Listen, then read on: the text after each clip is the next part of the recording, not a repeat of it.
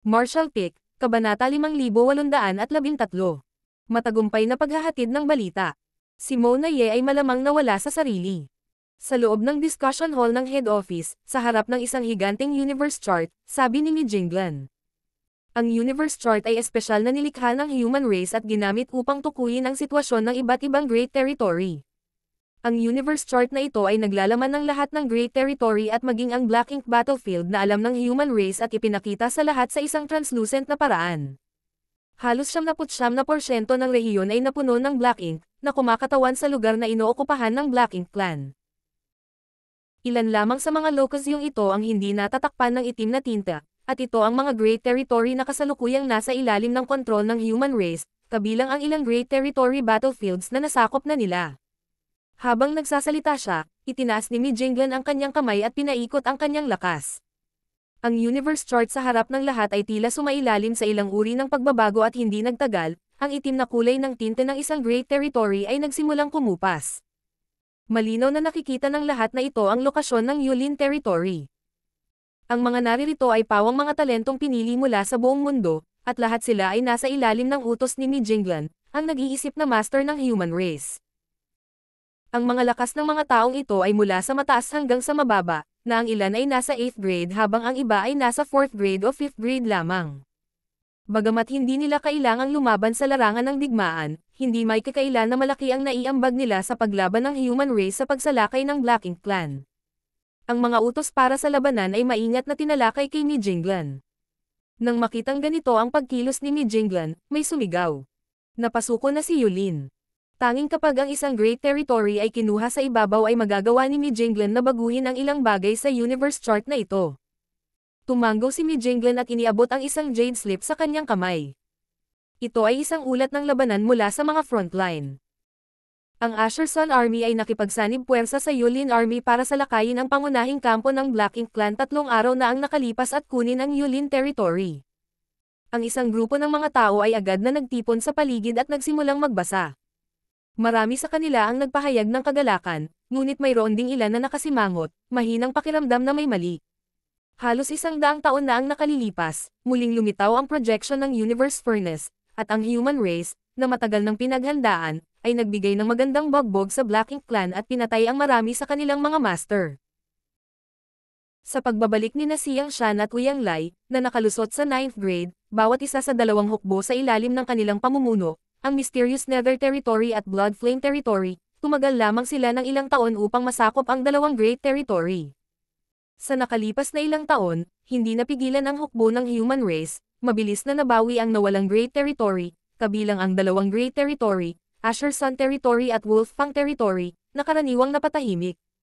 Sa 12 ng mga battlefield ng Great Territory, ang human race ay nakabawi na ng 6 sa kanila.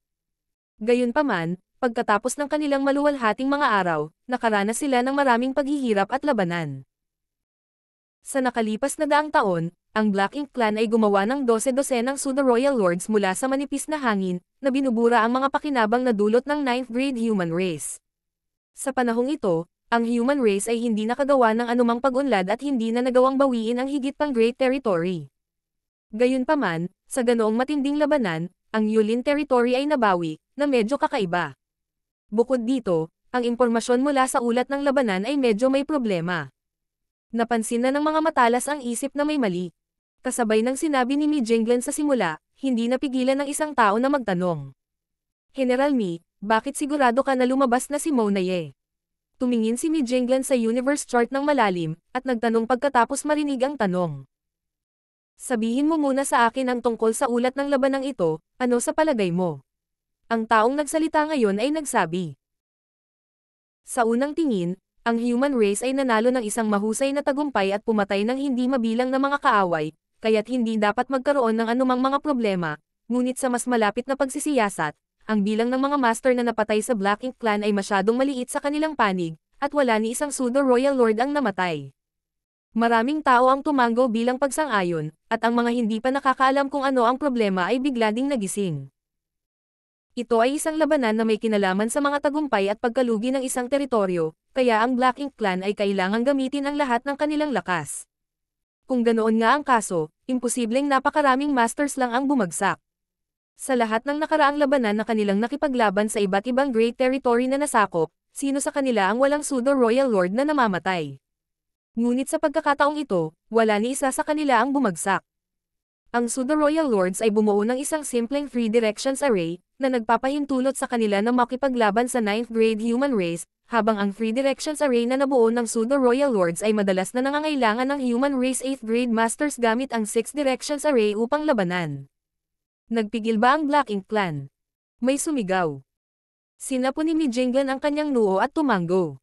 Sa hitsura nito, ang Black Ink Clan ay dapat na matagal nang nagpasya na umatras mula sa Yulin Territory, sinasamantala lamang ang pagsalakay ng human race. Kung hindi ako nagkakamali, ang iba pang Great Territory ay dapat na mabawi sa lalong madaling panahon. Kahit na ang pagbawi sa nawalang lupa ay isang dahilan para sa pagdiriwang, ang human race ay nagsusumikap ng husto sa loob ng maraming taon upang makamit ang layuning ito. Sa pamamagitan lamang ng pagbawi sa nawalang lupain magiging makabuluhan ang mga sakripisyo ng hindi mabilang na mga sundalo. Gayunpaman, ang kasalukuyang sitwasyon ay hindi ang gustong makita ng human race. Pag-atres para ipagtanggol at pahabain ang battlefront, talagang amoy mo na ye. Isang boses ang nagmula sa sulok. Sa loob ng maraming taon, sa ilalim ng pamumuno ni Mijinglan, lahat ay nakipaglaban sa mga pokana ni Mo na Ye ng maraming beses sa nakalipas na ilang taon, at nakipaglaban pa nga ng talino at katapangan sa dalawang malalaking hukbo. Medyo pamilyar ang lahat kay Mo na Ye. Sa nakalipas na daang taon, ang Black Ink Clan ay matigas ang ulo na lumalaban at nagtatanggol sa iba't ibang Great Territory battlefields, ngunit ngayon ay bigla nilang binago ang kanilang diskarte. Malinaw na may master sa likod nito, at maaaring si Mo na Ye lang ang master na ito. Sa katunayan, matagal na ang nakalipas ng mabawi ng human race ang 6 na Great Territory battlefields, sinabi ni Mijinglan na ang pagbawi sa mga nawalang teritoryo ay hindi lubos na magandang bagay. Ang layunin ng human race ay hindi lamang na mabawi ang kanilang nawalang teritoryo, kundi pati na rin ang patayin ang marami sa mga master ng Black Ink Clan. Kung mabawi nila ang kanilang nawalang teritoryo habang pinapatay din ang isang malaking bilang ng mga master ng Black Ink Clan, iyon ang magiging perpektong wakas. Ito ay dahil napakaraming Great Territory sa 3,000 mundo. Nawalan ng Great Territory ang Black Ink Clan, ngunit maaari pa rin silang umatras sa isa pa. Hanggat walang maraming master na namatay, ang Black Ink Clan ay hindi magdurusa ng labis na pagkawala. Kailangan lang nilang lumipat ng lokasyon para labanan ang human race. Gayunpaman, iba ang mga bagay para sa human race. Kung ay reclaim ang Great Territory na ito, tiyak na hahaba ang battlefront. Sa oras na iyon, hindi lamang magiging problema ang supply ng logistic, ngunit kapag naunat na ang battlefront, malamang na may iwan ng mag-isa ang mga hukbong nakikipaglaban, na nagbibigay ng pagkakataon sa Black Ink Clan na sakupin sila pabalik. Ang pinakamahusay na paraan ay natural na mapanatili ang kasalukuyang sitwasyon. Patuloy na sisirain ng hukbo ng human race ang puwersa ng Black Ink Clan hanggang sa wala ng lakas ang Black Ink Clan na labanan ang human race. Sa oras na iyon, ang mga hukbo ng human race ay madaling mabawi ang 3,000 mundo at ganap na mapuksa ang Black Ink Clan. Kaya, sa nakalipas na daang taon, kahit na ang human race ay hindi na nagawang bawiin ang anumang Great Territory, sa tuwing sumiklab ang isang malaking digmaan, gagawin ng human race ang kanilang makakaya upang patayin ang pinakamaraming Black Ink Clan masters hanggat maaari. Ang Black Ink Clan na lumalaban hanggang kamatayan sa Great Territory battlefield ay isang bagay na ikinatutuwang makita ng human race. Ngunit ngayon, ang Black Ink Clan ay biglang nagbago ng kanilang diskarte. Ito ay medyo hindi komportable. Ang Universe Furnace ay sarado sa loob ng halos 100 taon, at si Mo na Ye ay halos ganap nang gumaling mula sa kanyang mga pinsala, kaya hindi nakakaiba sa kanya ang paglabas sa oras na ito. Bukod dito, mayroon na siyang karanasan sa pagkontrol sa Black Ink Clan, kaya ngayong siya na ang Royal Lord, mas papahalagahan lang siya ni Muyo. Ang puso ni Mijinglan ay napuno ng panghihinayang. Kung hindi na aksidente si Yang Kai, si Mo na Ye ay namatay ng walang pag-aalinlangan, at hindi mangyayari ang ganoong problema. Ayon sa katalinuhan, sina Yang Kai at Mo na Ye ay pumasok sa Universe Furnace mula sa parehong lugar. Matapos magsara ang Universe Furnace, dapat silang lumitaw sa parehong lugar sa parehong oras. Sa oras na iyon, si Mo na Ye ay malubhang nasugatan, kaya paano siya magiging kalaban ni Yang Kai? Gayunpaman, pagkatapos ng mapangwasak na labanan sa Universe Furnace, nawala si Yang Kai, na nagpapahintulot kay Mo na Ye na makatakas. Ngayon ay tila noong nagsara ang Universe Furnace, si Yang Kai ay hindi nagpakita kasama si Mo na Ye. Nakulong ba talaga siya sa loob ng Universe Furnace? Kung ganoon nga ang kaso, sino ang nakakaalam kung gaano katagal bago makatakas? Chief Mi, ano ang dapat nating gawin sa tugon ng Black Ink Clan? May nagtanong. Mapait na ngumiti si Mi Jinglan. Ito ay isang tahasang pakana, wala tayong magagawa kundi lunukan ang pain na itinapon ng Black Ink Clan. Ngayong na-reclaim na ang Yulin Territory, paanong hindi nila ito gusto? Ito ay pareho para sa iba pang Great Territory. Madaling isipin na sa mga darating na taon, ang panig ng human race ay tiyak na makakapag-ani ng sunod-sunod na tagumpay, at maraming Great Territory ang masasakop. Sa sandaling mabawi ng human race ang mas maraming Great Territory, ang battlefront ay patuloy na iuunat. Sa oras na iyon, upang ipagtanggol ang Great Territory na binawi nila, ang human race ay kailangang mag-iwan ng ilang puwersa upang ipagtanggol. Sa bawat bagong Great Territory, ang lakas ng hukbo ng human race ay bahagyang hamina.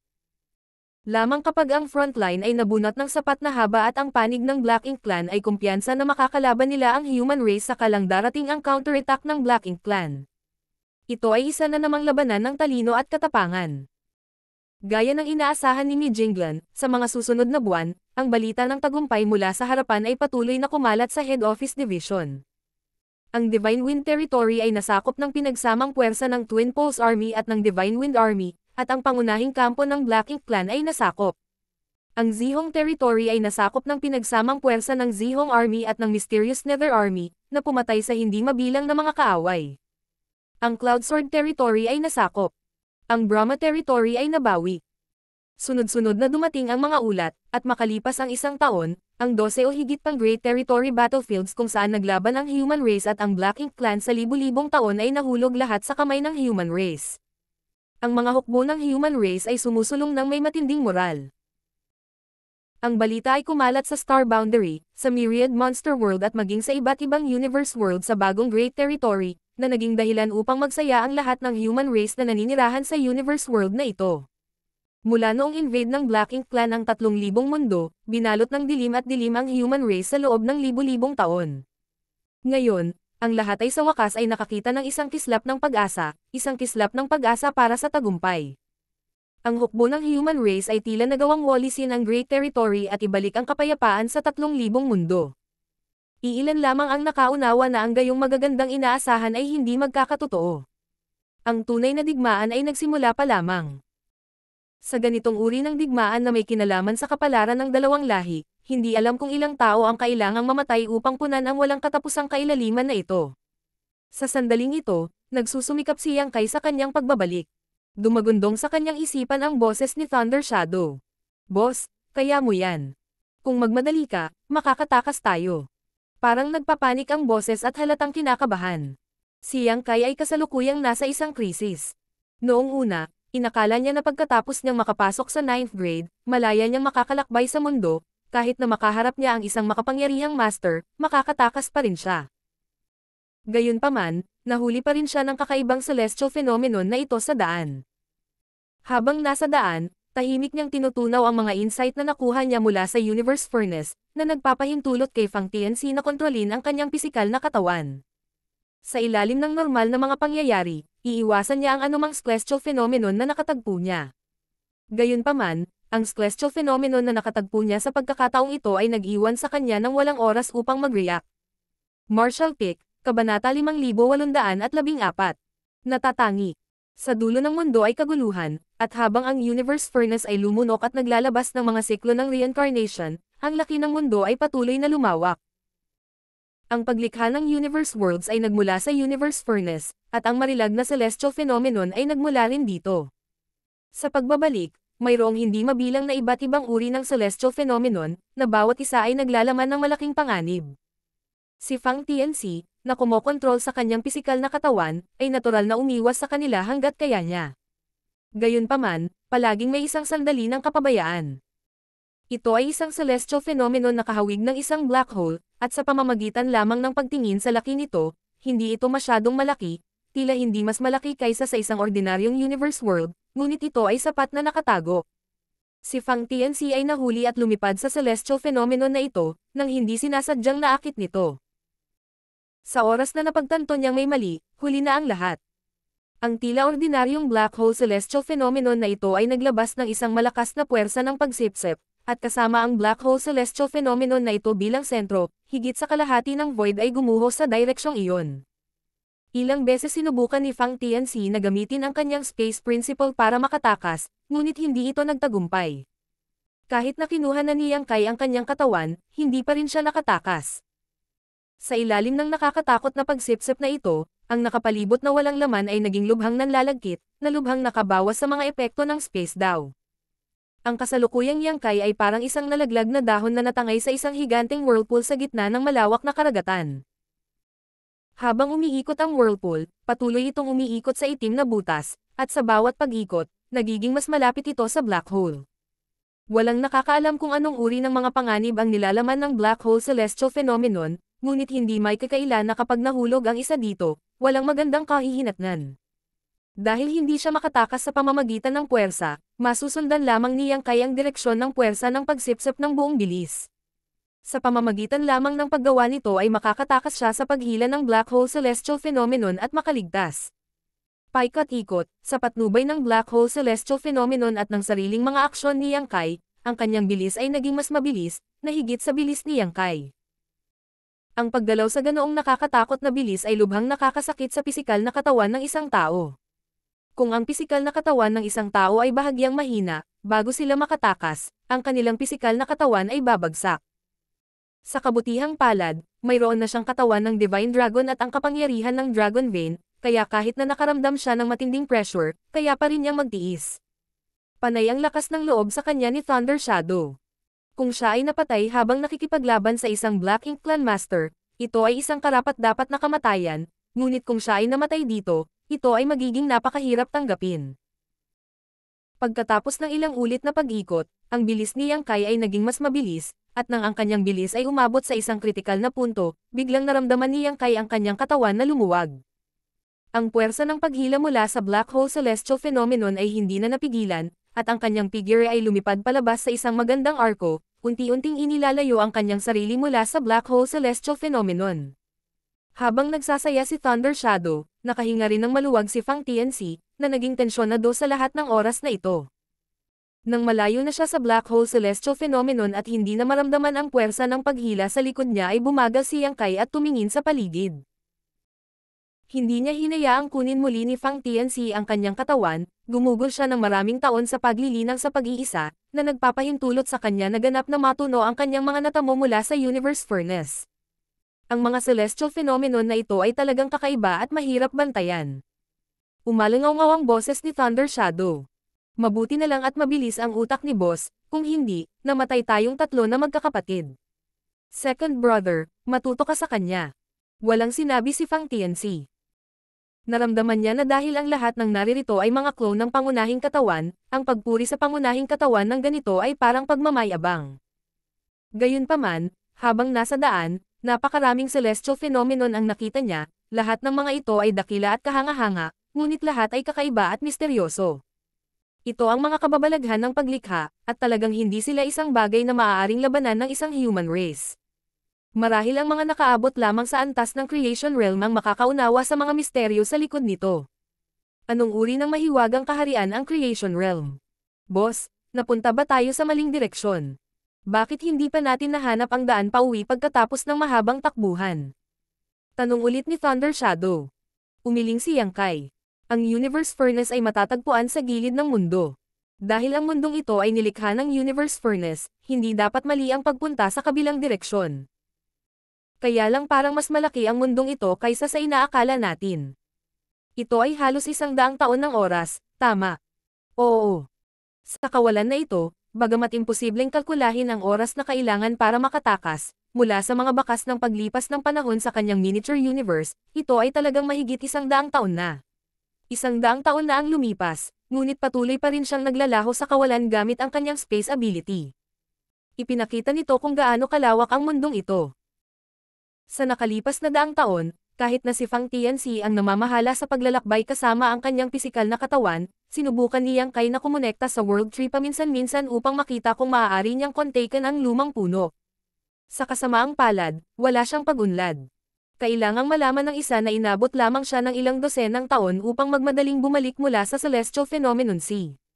Sa sandaling ito, ang kanyang kasalukuyang posisyon ay walang alinlangan na mas malalim sa mundong ito.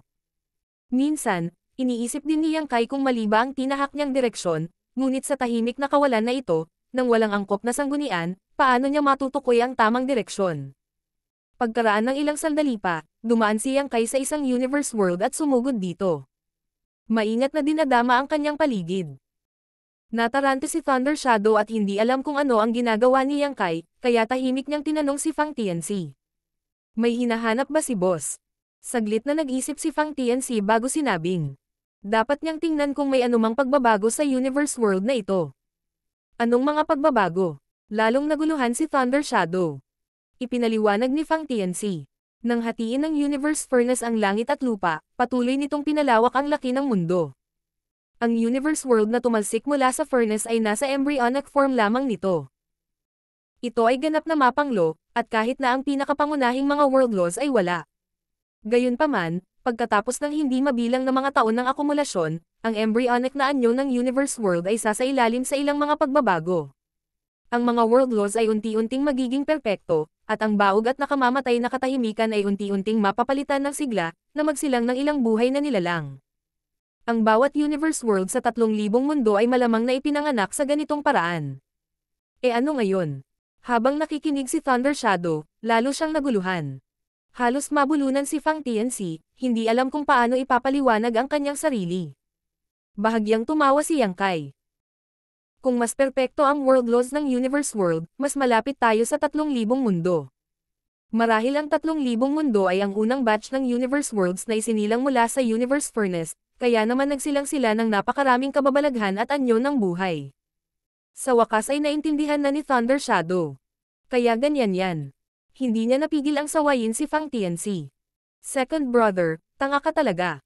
Kung hindi mo man lang maipaliwanag ang simpleng bagay, anong silbi mo? Gusto siyang bugbugin ni Fang Tianxi. Nagtanong muli si Thunder Shadow. Paano itong universe world? Perpekto ba ang mga world laws? Umiling si Yang Kai. Natural, hindi ito perpekto. Kung ang mga world laws ay ginawang perpekto, hindi ito magiging baog at mapanglo, ngunit may mga bakas na ng mga batas ng mundo na ipinanganak dito. Marahil sa loob ng ilang dosina o 1,000,000 taon, ang lugar na ito ay magiging isang lupain na puno ng sigla. Tuwang-tuwang sinabi ni Thunder Shadow. Ibig sabihin, tama ang direksyon natin. Tama iyan. Nakangiting tumugon si Yang Kai bago umakyat sa langit at nagpatuloy sa kanyang pagbabalik. Bigla niyang nadiskubre na buti na lang at hindi nasira ang kalooban ng human race body at monster race body nang magsanib ang tatlong katawan. Sa pinakakaunti, hindi siya magiging masyadong malungkot sa kanyang pagbabalik. Bagamat hindi niya alam kung ilang taon ang aabutin para makabalik, basta't tama ang direksyon, babalik din siya sa huli. Boss, sa tingin mo ba hindi lang ang mundo natin? Pagkaraan ng ilang sandali, muling tumunog ang boses ni Thunder Shadow sa kanyang isipan. Ginamit ni Yang Kai ang kanyang space ability para maglakbay habang casual na nagtatanong. Ano ang ibig mong sabihin? Sinabi ni Thunder Shadow. Isipin mo ito, ang ating mundo ay nilikha ng universe furnace sa primal chaos. Ayon sa sinabi ni Boss, ang 3,000 mundo ang unang ipinanganak. Hindi kaya bago isinilang ang 3,000 mundo, ang universe furnace ay nagbukas na ng isa pang mundo sa primal chaos. Kaya lang dahil ang layo ng primal chaos, hindi kami magkakilala. Ngumiti si Yang Kai at sumagot. Tungkol dyan. Nais niyang sabihin na ito ay malamang na imposible, ngunit pagkatapos ng pag-iisip tungkol dito, bigla niyang napagtanto na ang sinabi ni Thunder Shadow ay hindi imposible. Ang primal chaos ay walang hangganan, at ang kawalan ay walang hangganan. Kung ang universe furnace ay talagang nagbukas ng isa pang mundo sa isang lugar sa primal chaos, na pinaghihiwalay sila ng primal chaos, magiging mahirap na matukoy ang pagkakaroon ng isa't isa. Halimbawa, pabalik sa star boundary, kapag ang paningin ng isang tao ay limitado sa star boundary, ipapalagay ng isang tao na ang star boundary ay ang buong mundo, ngunit pagkatapos tumalon sa star boundary, matutuklasan ng isa na mayroong isang mas malawak na mundo sa labas. Isinasantabi ang lahat ng iba pa, walang ideya si Yang Kai kung ano ang nasa kabila ng Black Ink Battlefield, dahil wala pang naka-explore nito. Ang hindi alam ay kumakatawan sa walang katapusang mga posibilidad. Walang tigil na nagsasalita si Thunder Shadow at hindi niya gustong gamitin ang kanyang utak, kaya nang bigla niyang itanong ito, napaisip si Yang Kai. May nasabi ba akong mali? Nang hindi na hinintay ang sagot ni Yang Kai, nagtatakang tanong ni Thunder Shadow. Sa loob ng Soul Wormang Lotus, masayang sinulyapan ito ni Fang Tianxi. Third brother, maaari kang magsabi ng malalalim na salita paminsan-minsan. Ano? Hindi natuwa si Thunder Shadow. Huwag mong isipin na hindi ko alam na tinatawag mo akong tanga. Ikaw na mismo ang nagsabi. Second brother Fang, halika kalabanan mo ako. Matagal na kitang pinahintulutan. Sa lahat ng ingay sa kanyang isipan, ngumiti lang si Yang Kai at hindi ito pinansin. May ibang mundo ba talaga? Kung meron, anong klaseng eksena iyon? Gayunpaman, hindi alintana kung mayroon talagang ibang mundo o wala, ang tanging bagay na kailangan niyang gawin ngayon ay magmadaling bumalik sa lalong madaling panahon. Ang Universe Furnace ay naisara na, at ang digmaan sa pagitan ng human race at ang Black Ink Clan ay sumiklab. Kahit na ang human race ay nakakuha ng isang mahusay na ani mula sa Universe Furnace at ang kanilang lakas ay tumaas ng husto, ang Black Ink Clan ay hindi isang pushover. Naalala pa rin ni Yang Kai na bago lumitaw ang Universe Furnace, ang Primordial Heaven's Source Grand Restriction ay nagpahayag ng isang depekto at isang malaking bilang ng innate territory lords ang nakatakas mula rito. Sa oras na iyon, ang mga territory lord na ito ay malubhang nasugatan at hindi nagamit ang kanilang buong lakas, ngunit ngayon ay dapat na sila ay nakabawi at ang mga innate territory lord na ito ay tiyak na magdadala ng malaking problema sa human race. Sa labanang ito, hindi alam kung sino ang mananalo o matatalo. Martial Peak, Kabanata 5815. 10,000 taon na plano. Sa daan, bawat ilang taon, maghahanap si Yang Kai ng isang universe world upang siyasatin ang sitwasyon, gamit ang pagiging perpekto ng world laws na ipinanganak mula sa universe world na ito upang matukoy ang direksyon. Sa ganitong paraan, masisiguro niyang hindi siya magkakamali. Napakaraming hindi kilalang mga kababalaghan ang malawak na mundong ito. Kung hindi siya nagmamadaling bumalik at lumahok sa labanan, tiyak na tuklasin ito ni Yang Kai. Ang oras ay patuloy na lumipas, at pagkatapos ng 100 taon, ang distansya sa 3,000 mundo ay dapat napapalapit, dahil ang mga world laws ng world universe na kanyang nakatagpo sa daan ay unti-unting nagiging kompleto. Marahil isang araw, kapag natagpuan niya ang isang world laws na tunay na perpekto, hindi siya malalayo sa 3,000 mundo. Mula nang lumitaw ang Universe Furnace, ang digmaan sa pagitan ng dalawang lahi ay puspusan na sa loob ng halos 300 taon. Sa loob ng 300 taon na ito, maraming magagandang territory ang matagumpay na na-reclaim. Ang dahilan kung bakit nagawa ng human race ang napakabilis na pagunlad ay bahagyang dahil sa napakalaking akumulasyon ng mga mapagkukunang naipon nila sa loob ng libu-libong taon, ngunit dahil din sa Black Ink Clan ang nagkusa na iwasan sila. Bilang resulta, kahit na ang human race ay nakabawi ng maraming great territory sa mga nakaraang taon, ang bilang ng mga eksperto na nahulog sa panig ng Black Ink Clan ay hindi mataas. Kahit na personal na kumilos ang isang 9th grade Heaven Opening Realm, magiging mahirap para sa kanila na patayin ang pseudo-royal lords na nakaisip na ng plano. Pagkatapos ng napakaraming taon ng labanan, napansin ng mga upper echelon ng human race na may mali. Ang panig ng Black Ink Clan ay sadyang pinahintulutan ang human race na palawigan ang kanilang mga linya ng labanan, gamit ang nakuhang great territory upang pahinay ng puwersa ng human race at maghintay ng pagkakataong makalusot. Ngunit tulad ng sinabi ni Mi Jinglan sa punong tanggapan, ito ay isang bukas at nasa itaas na plano. Inihagis ng Black Ink Clan ang pain, kaya ang human race ay nakalunok lamang nito. Ang 3,000 mundong ito at ang malawak na great territory ay kabilang sa human race sa unang lugar.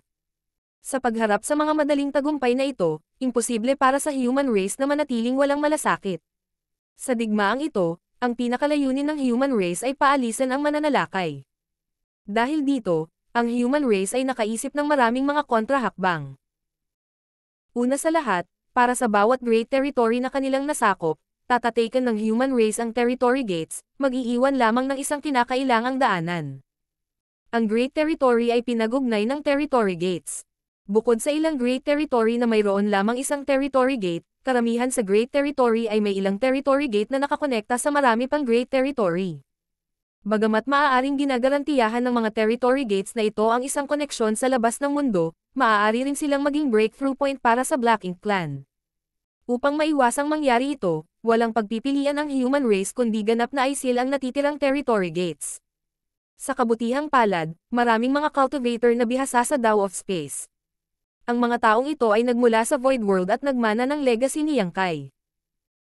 Sa tulong ng Phoenix Clan, hindi naging mahirap para sa kanila na ISIL ang territory gate, ngunit kailangan nilang magbayad ng ilang mapagkukunan.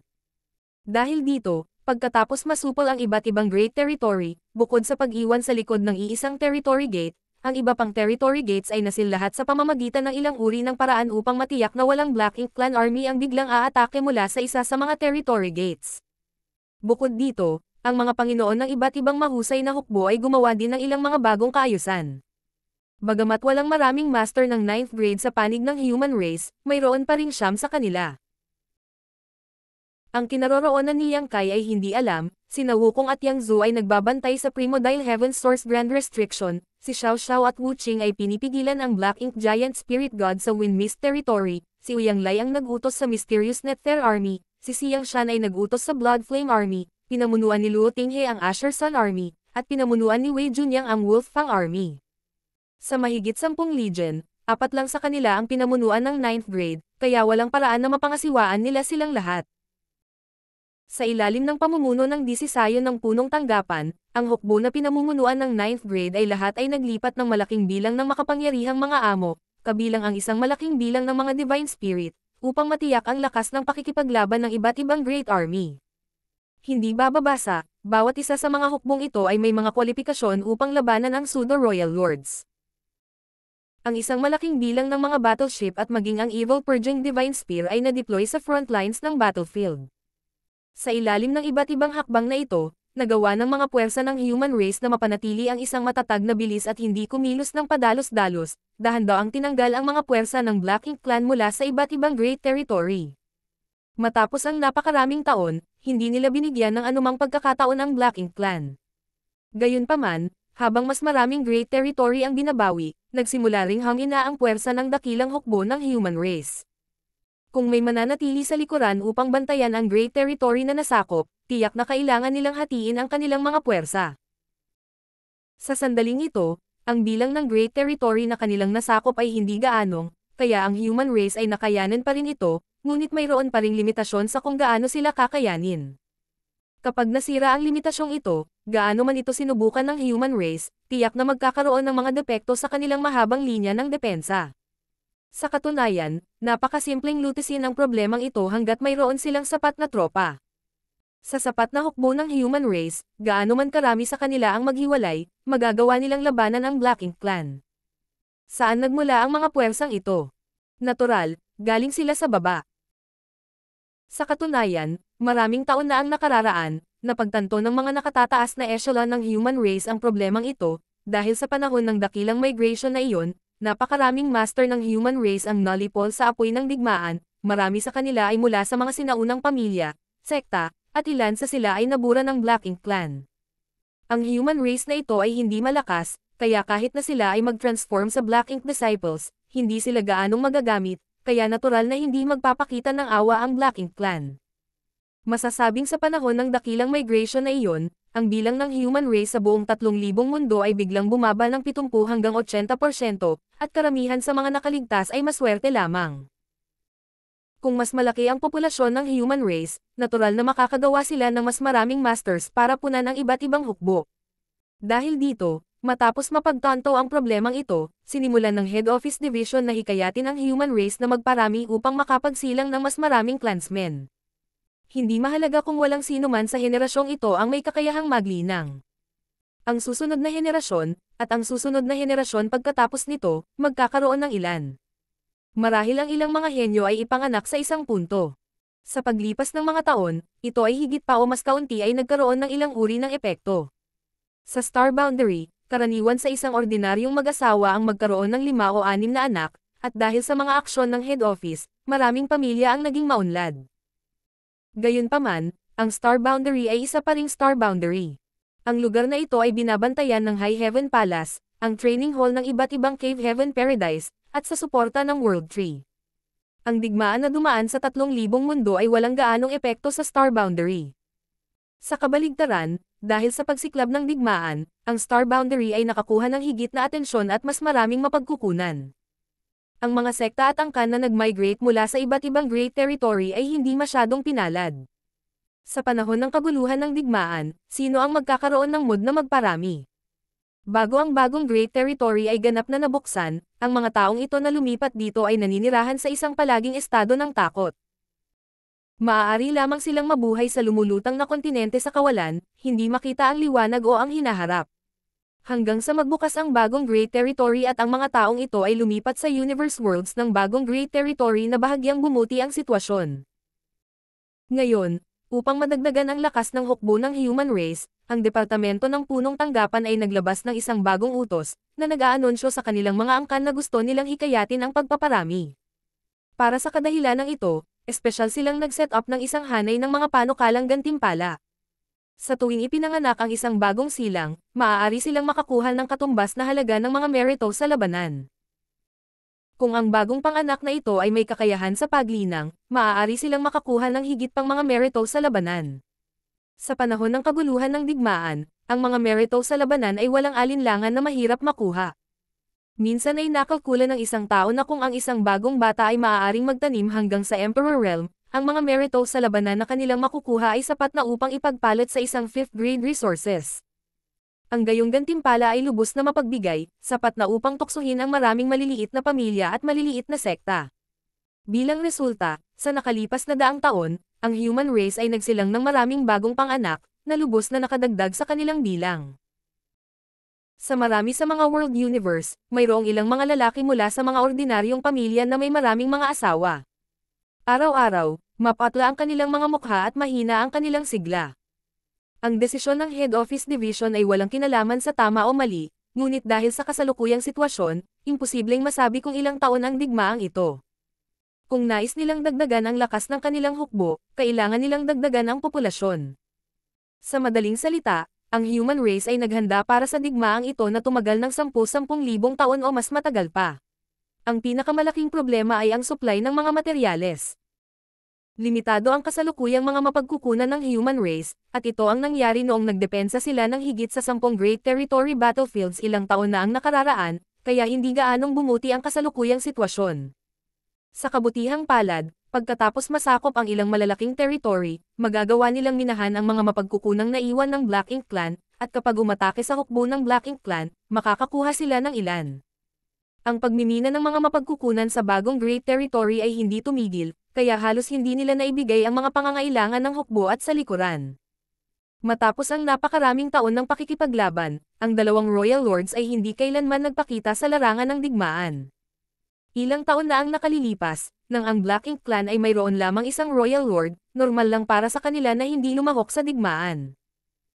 Sa No Return Pass, ang base ng Black Ink Clan ay matatagpuan doon, at ang nasugatan na Black Ink Clan Masters ay babalik upang magpahinga at magpagaling.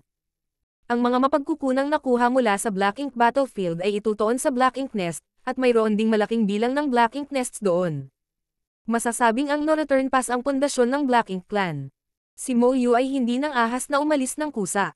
Sa ilalim ng lahat ng uri ng mga paghihigpit, maaari lamang siyang magbantay sa buong taon upang maiwasan ang mga masters ng human race na magdulot ng gulo, lalo na si Yang Kai. Bagamat mayroon na ngayong dalawang Royal Lord ang Black Ink Clan, hindi pa rin sila nang ahas na basta-basta umalis sa No Return Pass. Ang dahilan nito ay dahil ilang dekada na ang nakalilipas, ang human race ay nagtipon ng 4 na master ng 9th grade para magsagawa ng isang plano sa pagputol ng ulo. Noong panahong iyon, nagsanib puwersa ang 4 na 9th grade mula sa 4 na magkakaibang larangan ng digmaan upang pumunta sa No Return Pass, sinusubukang patayin si Mo Na Ye o Mo Yu. Ang labanang iyon ay naging sanhi ng panginginig ng No Return Pass at ang universo ay nabaligtad. Gayunpaman, sa huli, nabigo sila. Si Mo Na Ye man o Mo Yu, wala sa kanila ang madaling pumatay. Higit pa rito, ang Black Ink Clan ay tila inaasahan na ito at naghanda pa ng isang ambush na may higit sa 100 ng Pseudo-Royal Lords sa Northern Pass. Ang 3 Pseudo-Royal Lord gamit ang 3 Directions Array ay sapat na para makipaglaban sa isang 9th grade Human Race Master. Sa 4 na 9th grade Human Race Masters lang, mahihirapan silang manalo.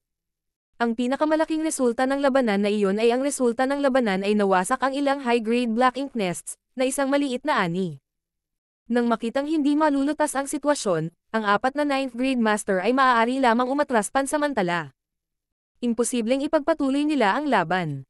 Kung wala sila, tiyak na sasamantalahin ng Black Ink Clan ang pagkakataon na salakayin ang 4 na kaukulang human race army. Simula noon, ang human race ay pansamantalang sumuko sa ideya na patayin si Mona Ye o Mo Yu, at sa ilalim ng pamumuno ng Head Office Department, patuloy nilang kinuha ang higit pang Great Territory. Marshall Pick, Kabanata 5816. Isang bihirang bisita. Tahimik ang kawalan, at ang dating maunlad na Great Territory ay tahimik na ngayon. Sa orihinal, dapat ay may ilang universe world sa kalapit na void, ngunit nang sumalakay ang hukbo ng Black Ink Clan, ang mga universe world na iyon ay nawasak na at naging mga lumulutang na kontinente. Sa napakaraming taon, bukod sa ilang Black Ink Clan na paminsan-minsan ay pumupunta upang imbestigahan ang sitwasyon, walang ibang dumating. Maging ang Black Ink Clan na dumating upang imbestigahan ang sitwasyon ay ayaw na manatili dito ng matagal. Sa Wind Mist Territory. Pagkatapos ng mapangwasak na labanan sa Spatial Territory, ang dalawang natitirang 9th grade Human Race Masters ay nakaistasyon dito ng mahigit 5,000 taon. Sa harap ni Xiao Xiao at Wu Qing ay isang napakagandang braso na tila nakataas ang langit. Umabot ang brasong ito mula sa Spatial Territory at nalagpasan ang hadlang sa pagitan ng dalawang malalaking territory, na lumikha ng daanan na nag-uugnay sa dalawang malalaking territory. Sa pamamagitan ng channel na ito nagawang malampasan ng hukbo ng Black Ink Clan ang mga depensa ng human race at lusubin ang 3,000 mundo. Mula rin sa sandaling tumagos ang brasong ito sa dalawang Great Territory na tunay na bumagsak ang 3,000 mundo. Sa sandaling ito, isang makapal na chain ng secret techniques ang pumulupot sa braso, na mahigpit na nagbubuklod dito. Ito ang secret technique ng dalawang 9th grade Human Race Master, na ginamit upang paghigpitin ang kalayaan ng Black Ink Giant Spirit God sa Spatial Territory. Sa mga tuntunin lamang ng lakas, ang isang Black Ink Giant Spirit God ay natural na hindi isang bagay na maaaring labanan ng dalawang master ng 9th grade, ngunit pagkatapos ng mahusay na labanan sa taong iyon, ang Black Ink Giant Spirit God na ito ay nagdusa ng matinding pinsala. Bukod dito, ang braso nito ay nakatusok sa dalawang malalaking territory, na nagpapahirap para sa kanya na ipakita ang buong lakas nito. Ang dalawang 9th grade ay talagang hindi mga kalaban ng Black Ink Giant Spirit God, ngunit maaari nilang labanan ang isa't isa sa paraang, sa ilalim ng premise na ang kabilang partido ay malubhang na sugatan, pinipigilan ang isang braso nito at pinipigilan itong makalabas ay sapat na. Gayunpaman, sa paglipas ng panahon, kahit na ang gayong simpleng pagbubuklod ay tila medyo mahirap. Lumipas ang libu-libong taon, at ang lakas ng Black Ink Giant Spirit God ay halos ganap na nakabawi. Ang dalawang 9th grade Human Race Master ay malinaw na naramdaman na ang kahirapan sa pagpigil dito ay nagiging mas malaki. Halos 100 taon na ang nakalilipas, ang paghihimagsik ng kabilang partido ay halos pinahintulutan itong Black Ink Giant Spirit God na ito na makatakas. Hindi nila alam kung hanggang kailan sila magtatagal, ngunit alam nila na hindi nila hahayaang makatakas ang Black Ink Giant Spirit God na ito ng ganoon kadali. Dahil dito, halos nahiwalay sila sa labas ng mundo. Ni hindi nila alam kung ano ang nangyari sa human race, ni hindi nila alam kung ano ang sitwasyon sa 3,000 mundo, o kung maayos ba ang kalagayan ng human race. Parang kinalimutan na sila ng mundo. Ang ganitong uri ng solitary torture ay higit na lumampas sa pressure na ibinigay sa kanila ng Black Ink Giant Spirit God. Sa paglipas ng mga taon, 2 beses na silang binisita ni Yang Kai at ipinaalam sa kanila ang tungkol sa sitwasyon ng human race, ngunit pagkatapos ng 2 pagbisitang iyon, hindi na nila nakitang muli si Yang Kai. Sa panahon ng mahusay na labanan sa Spatial Territory, halos lahat ng mga veteranong 9th grade master ng human race ay nabura, at silang 2 lang ang naiwan. Ang mga namatay ay wala na, ngunit ang mga nakaligtas ay higit na kailangang baliketin. Ang mga mapagkukunang ibinigay ni Yang Kai sa kanila noon ay halos maubos na, kaya ngayon ay maaari na lamang nilang bawasan ang pagkonsumo ng kanilang lakas hanggat maaari upang tumagal ng mas matagal. Sa sobrang tahimik na kapaligirang ito, ipinikit nilang 2 ang kanilang mga mata para magpahinga. Sa katunayan, kadalasan, naging ganito sila, kumikilos lamang kapag sinubukan ng Black Ink Giant Spirit God na kumawala. Sa isang tiyak na sandali, pareho silang nakaramdam ng isang bagay at iminulat ang kanilang mga mata ng sabay-sabay, ibinaling ang kanilang mga ulo sa isang tiyak na direksyon. Mula sa direksyong iyon, dahan-daang lumakad ang isang figure. Ang kanyang figure ay matikas, ang kanyang posture ay nakaka-relax, at hindi man lang niya sinubukang itago ang kanyang kahangahangang lakas. Royal Lord. Bahagyang itinaas ni Wu Qing ang kanyang kilay at mahinang sinabi. Kakaiba. Sa loob ng napakaraming taon, sila ay nakaistasyon dito, kasama ang Black Ink Giant Spirit God, at maliban kay Yang Kai na bumisita sa kanila ng 2 beses, walang sinuman mula sa Black Ink Clan ang nangahas na lumapit. Ang pangunahing dahilan ay dahil walang maraming master sa panig ng Black Ink Clan, at ang tanging Royal Lord ang kailangang bantayan ang no-return pass sa buong taon, kaya paanong ang mga innate territory lords na ito ay maglalakas loob na kumilos dito. Sa makatuwid, kahit na alam nila na mayroong dalawang 9th grade human race master na pumipigil sa Black Ink Giant Spirit God, ang Black Ink Clan ay hindi kailanman naisip tungkol dito. Pero ngayon, iba na ang sitwasyon. Ang bilang ng mga master ng Black Ink Clan ay tumaas ng husto. Hindi lamang lumitaw ang isang bagong Royal Lord, ngunit isang malaking bilang ng pseudo-Royal Lord ay ipinanganak din. Ang mga pinsala ng Black Ink Giant Spirit God ay bumuti din, kaya sa ilalim ng kasalukuyang sitwasyon, natural na may ilang ideya ang Black Ink Clan. Moyu, si Xiao Xiao ay tumingin sa Royal Lord na dumating na mag-isa at nagtanong. Narinig niya mula kay Yang Kai na ang nag-iisang Royal Lord ay tinawag na Moyu, at ginugol niya ang halos lahat ng oras niya sa pagbabantay sa no-return pass, kaya ilang beses na siyang inawi ni Yang Kai. Bagamat casual na binanggit ni Yang Kai ang bagay na ito, alam ni Xiao Xiao na ang totoo ay hinabol siya ng Royal Lord. Dahil ang taong ito ay ang Royal Lord, natural na iniisip ni Xiao Xiao si Moyu. Ang bagong dating ay nakatayo sa harap ng dalawang master ng 9th grade human race at napanatili ang medyo ligtas na posisyon. Bahagyang ngumiti, nagtatakang tanong niya. Alam talaga ni Senior Xiao Xiao ang pangalan ni Sir Moyu. Hindi naman kakaiba ang tawag niya sa pangalan ni Xiao Xiao. Sa paglipas ng mga taon, ang bilang ng human race na nahulog sa mga kamay ng Black Ink Clan ay hindi maliit. Kapag sila ay naging Black Ink Disciple, makakakuha sila ng ilang pangunahing impormasyon. Mayroon lamang dalawang master ng 9th grade human race dito, isang lalaki at isang babae, kaya natural na madaling makilala sila. Malamig na tinignan siya ni Xiao Xiao at sinabing, Senior, hindi ako maglakas loob na tanggapin ang gayong papuri. Magkaiba ang mga angkan natin, at magkaaway tayo, kaya paano natin may kukumpara? Tila walang pakialam ang bagong dating at pasimpleng ngumiti. Time na tanong ni Wu Qing. Hindi ka si Moyu. Kung ganun sino ka? Hindi pa nila nakilala si Moyu noon. Bagamat nakilahok sila sa Great Battle ng Spatial Territory, noong panahong iyon, si Moyu ang namamahala sa no-return pass, kaya hindi pa sila nagkita. Paano nila malalaman kung ano ang hitsura ni Moyu? Gayunpaman, mula sa kanyang tono, halatang hindi siya si Moyu. Kinuyam ng lalaki ang kanyang mga kamao at sumigaw. Binabati ng Mona Ye ng Black Ink Clan ang dalawang human race seniors. Mona Ye. Ikaw si Mona Ye. Bahagyang kumunot ang noo ni Xiao Xiao, at habang nagsasalita siya, ang kanyang divine sense ay lumundag na parang tidal wave, sinisiyasat si Mona Ye nang walang kahit kaunting pagtatago, na parang sinusubukan niyang malaman kung ang kanyang lakas ay tunay na nasa kaharian ng isang Royal Lord, ngunit sa nakikita niya, ang kabilang partido ay talagang isang Royal Lord. Naguguluhan si Xiao Xiao. Medyo nagulat din si Mona Ye. Narinig ba ako ni Senior Xiao Xiao? Nang marinig niya iyon ay nagulat siya. Matapos itanong ang tanong na ito, si Mona Ye ay nagpakita ng kaliwanagan, na tila bumubulong sa sarili. Dapat si Brother Yang ang nagsabi sa dalawang senior, tama ba?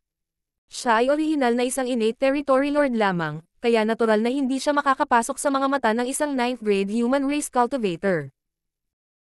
Sa paglipas ng mga taon, si Yang Kai lang ang narito, at dahil ang dalawang 9th grade cultivator na ito ang nakakaalam ng kanyang pag-iral, malamang na nabanggit na niya siya noon pa. Masayang ngumiti si Mona Ye. Naging magkaibigan kami ni Brother Yang pagkatapos ng laban, at itinuturing ko siyang pinakamagaling na kalaban. Parang hindi niya ako minamaliit, ito ay tunay na isang karangalan. Ang paraan ng pagtawag niya sa kanila bilang senior at Yang Kai bilang Brother Yang ay naging dahilan ng pagka-awkward ni Xiao Xiao at Wu Qing. Hindi pa nila nakita ang isang magalang na master ng Black Ink Clan. Kung hindi nila isasaalang-alang ang kanyang katayuan bilang isang miyembro ng Black Ink Clan, ang pagganap ng taong ito ay hindi naiiba sa pagganap ng isang human race. Oo naman, hindi madaling pakitunguhan ang sino mang binanggit ni Yang Kai. Ang tanging dahilan na alam nila tungkol kay Mona Ye ay dahil binanggit ito ni Yang Kai sa nakaraan. Siyempre, binanggit lang niya ito ng basta-basta, na sinasabing may talent na nagngangalang Mona Ye mula sa Black Ink Clan na medyo matalino. Noong panahong iyon, hindi nila siya gaanong pinapansin, ngunit ngayong nagpakilala na si Mona Ye, bigla nilang naalala ang pagsusuri ni Yang Kai sa kanya. Hindi ka Mona Ye. Biglang malamig na sabi ni Wu Qing. Nagtaas ng kilay si Mona Ye. Sir Wu Qing. Anong ibig mong sabihin? Kung hindi ako si Mona Ye, sino pa kaya ako? Ngumuso si Wu Qing. Sa pagkakaalam ko, si Mona Ye ay isang innate territory lord. Kahit na ang isang innate territory lord ay mas malakas kaysa sa isang ordinaryong territory lord, mayroon silang natural na limitasyon, na nagpapahirap sa kanila na maabot ang royal lord sa kanilang buhay. Isa kang royal lord, paano ka magiging Mona Ye? Tumawa si Mona Ye. Ang mga salita ni Sir Wuching ay makatwiran.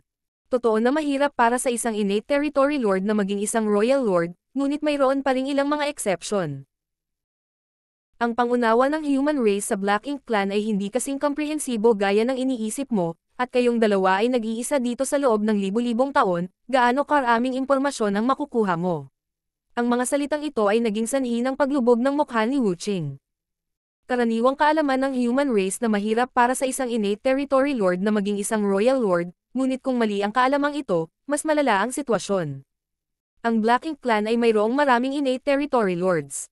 Patuloy ni Mona Ye, ang kanyang ekspresyon ay may pagmamalaki. Ako, si Mona Ye, ay hindi kailangang magpanggap na kahit sino, ako ay palaging magiging akin. Siyempre hindi naman importante ang identity ko, ang importante nandito ako. Universe Furnace. Bago pa siya makatapos ay bigla siyang pinutol ni Xiao Xiao. Ang mga salita ni Mona Ye ay natigil sa kanyang lalamunan habang ang pagtataka ay sumilay sa kanyang mga mata.